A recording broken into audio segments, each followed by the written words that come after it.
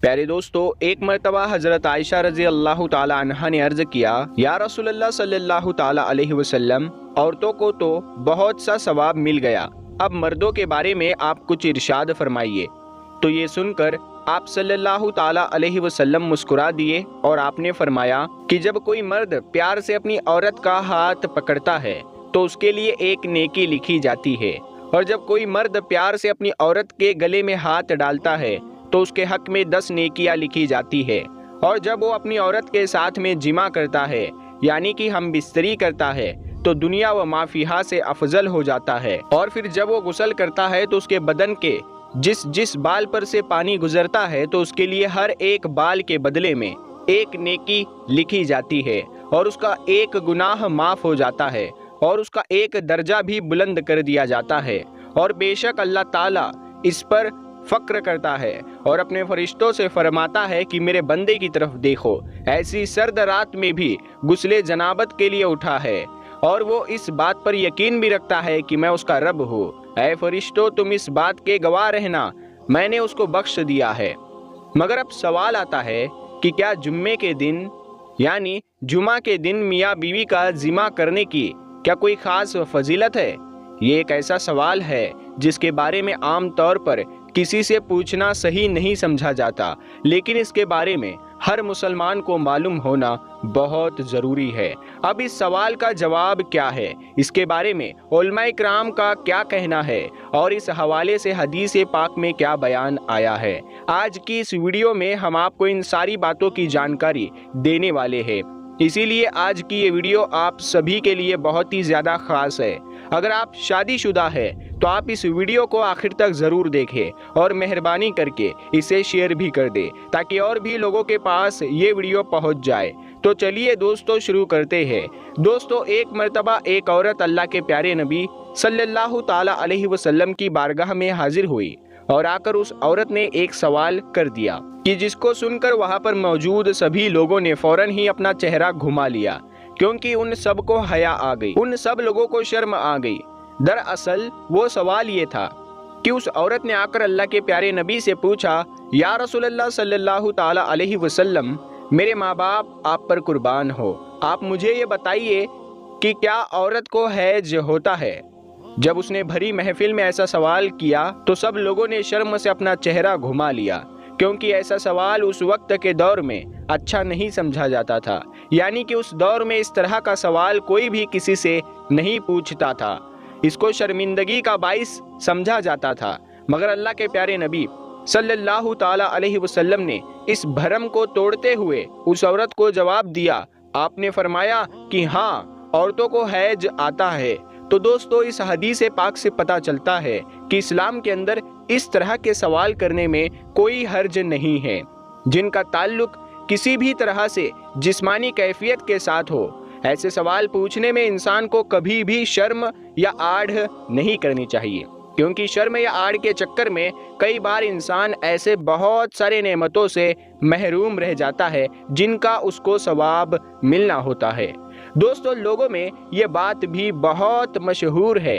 कि जुम्मे के दिन बीवी से हम बिस्तरी करने की कोई ख़ास अहमियत नहीं है, इसका कोई भी सवाब नहीं है। तो हम आपको बता दें कि ऐसा कहना गलत होगा, क्योंकि इस हवाले से एक रिवायत का जिक्र किया जाता है, और वो रिवायत ये है कि हज़रत अबू हुरैरा रदी अल्लाह ताला अन्हु से रिवायत है कि अल्लाह के प्यारे नबी सल्लल्लाहु ताला अलैहि वसल्लम ने इरशाद फरमाया कि अगर तुम में से कोई परेशान हाल है, कोई परेशान हो गया है, तो उसको चाहिए कि वो अपनी बीवी के साथ हर जुम्मे को हम बिस्तरी करे, क्योंकि इसका एक अज्र गुस्ल करने का है और दूसरा उसकी बीवी के गुस्ल करने का है। अल्लाह के प्यारे नबी हज़रत मोहम्मद मुस्तफ़ा सल्लल्लाहु ताला अलैहि वसल्लम ने फरमाया है कि इस हदीस पाक के मुताबिक जो शख्स जुम्मे के दिन जनाबत के गुस्ल को पूरे एहतमाम के साथ में गुस्ल करता है और फिर पहली फुर्सत में मस्जिद जाता है, तो गोया कि उसने अल्लाह की खुशनुदी हासिल कर ली और उसने एक ऊँटनी की कुर्बानी कर दी।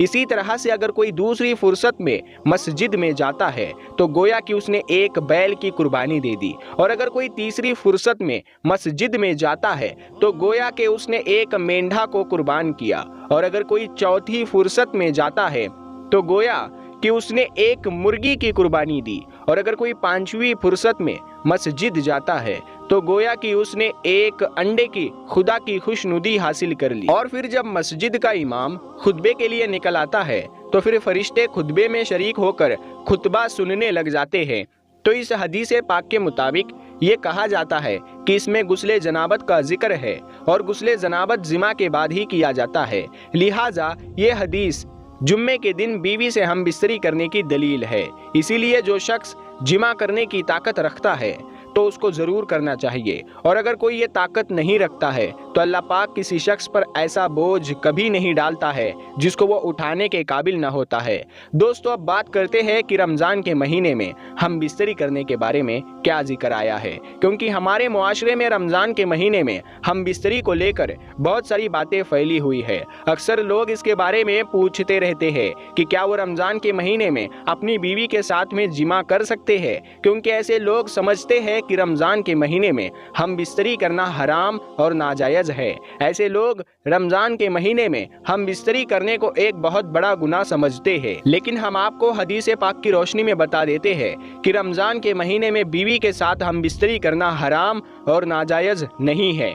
رمضان کے مہینے میں آپ اپنی بیوی کے ساتھ ہم بستری کر سکتے ہیں، صرف روزے کی حالت میں ایسا کرنا منع ہے، یعنی کہ رمضان کے مہینے میں صرف روزے کی حالت میں بیوی کے ساتھ میں جمع کرنا حرام ہے۔ اس بارے میں اللہ کے پیارے نبی حضرت محمد صلی اللہ تعالی علیہ وسلم نے ارشاد فرمایا ہے کہ روزے کی حالت میں اپنی بیویوں سے دور رہو، یعنی کہ روزے کی حالت میں جمع نہ کرو، اس سے روزہ بھی ٹوٹ جائے گا اور ایسا کرنے والوں کو اللہ کی طرف سے سخت عذاب بھی ہوگا۔ یاد رکھیں، رمضان کے مہینے میں جس طرح سے روزے کی حالت میں کھانے پینے سے روکا گیا ہے، کھانے پینے سے منع کیا گیا ہے، ٹھیک اسی طرح سے بیوی کے ساتھ ہم بستری کرنے کے لیے بھی منع کیا گیا ہے، مگر یہ کام آپ رات کے وقت میں کر سکتے ہیں، یعنی کہ جس طرح سے آپ رات کے وقت میں کھا پی سکتے ہیں اسی طرح سے رات کے وقت میں آپ اپنی بیوی کے ساتھ ہم بستری بھی کر سکتے ہیں۔ اور یہی نہیں، آپ ایسا دن کے وقت بھی کر سکتے ہیں اگر میاں بیوی دونوں نے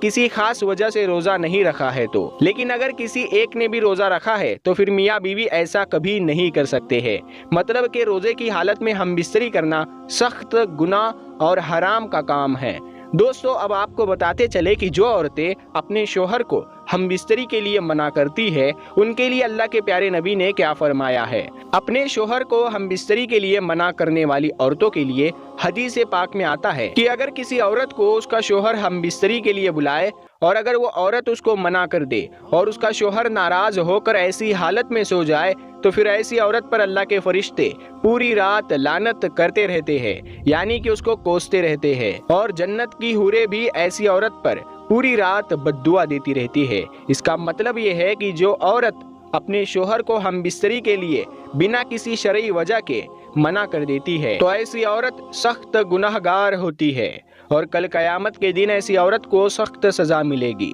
حضرت ابو ہریرہ رضی اللہ تعالی عنہ سے روایت ہے کہ اللہ کے پیارے نبی حضرت محمد صلی اللہ تعالی علیہ وسلم نے فرمایا کہ جب کوئی شوہر اپنی بیوی کو اپنے بستر پر بلائے اور اس کی وہ بیوی بنا شرعی وجہ کے شوہر کے بستر پر آنے سے منع کر دے، جس کی وجہ سے اس کا شوہر اس سے ناراض ہو کر ایسے ہی سو جائے اور ایسے ہی ناراضگی میں وہ پوری رات ایسے ہی گزار دے، تو ایسی عورت پر اللہ کے فرشتے پوری رات لعنت کرتے رہتے ہیں۔ تو دوستو، اس حدیث شریف سے ہمیں اس بات کی طرف اشارہ ملتا ہے کہ جس کو کھلے الفاظوں میں بتا پانا صحیح نہیں ہوگا، کیونکہ عقل مند کے لیے تو ایک اشارہ ہی کافی ہوتا ہے۔ اسی لیے عورتیں اس بات کے بارے میں اچھی طرح سے سمجھ گئی ہوگی اور بغیر کسی خاص وجہ کے وہ اپنے شوہر کو کبھی بھی ناراض نہیں کرے گی، اور جو عورت اپنے شوہر کا کہنا نہیں مانتی ہے وہ اس حدیث شریف کو سن کر نصیحت بھی حاصل کرے گی۔ امید کرتے ہیں کہ آج کی آپ کو ہماری یہ ویڈیو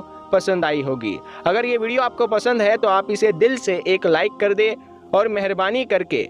اس ویڈیو کو اپنے دوستوں رشتہ داروں میں ضرور شیئر کریں تاکہ اور بھی لوگوں کے پاس میں یہ معلومات پہنچ سکے۔ پیارے دوستو، ہم ملتے ہیں پھر ایک نئی ویڈیو کے ساتھ میں، تب تک کے لیے السلام علیکم، اللہ حافظ۔